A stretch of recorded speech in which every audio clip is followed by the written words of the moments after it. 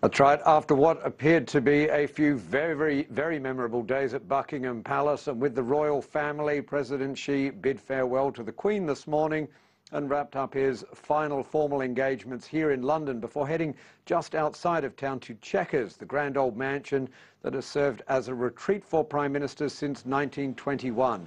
Now, having discussed over the past few days matters like trade, investment, cybersecurity, we are told by Britain's Foreign Office that the subject of discussion at Chequers today would be foreign policy, particularly the war in Syria and the rise of extremism, how to counter extremists at home and abroad.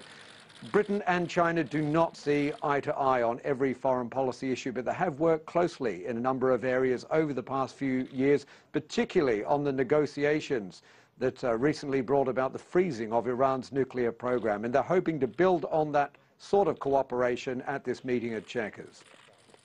And Jack, later President Xi heads to Manchester. What's ahead for that part of the trip? That's right. Manchester, is being called the northern powerhouse against by the government. Once upon a time that was true, but its fortunes have certainly faded over the past few decades.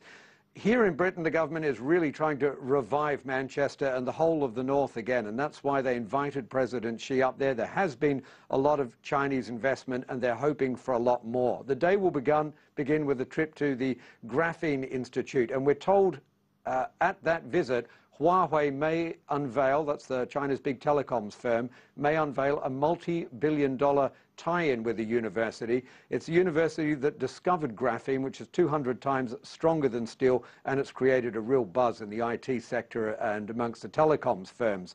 After that, though, he's heading to Etihad Stadium, the home stadium of Manchester City. There's going to be talk about player exchanges between China and the United Kingdom. There may even be a game that has not been confirmed yet. But then more business meetings, another luncheon with David Cameron. The investment team that will be there with him will be presented with tax breaks for big investments in Manchester. And then he flies directly back, not through London, but back out of Manchester to try and highlight the importance of the city and the fact that Friday will be the first day with direct links between Manchester and Beijing. All right, I heard he is quite a football fan. Jack Barton, thank you so much reporting from London.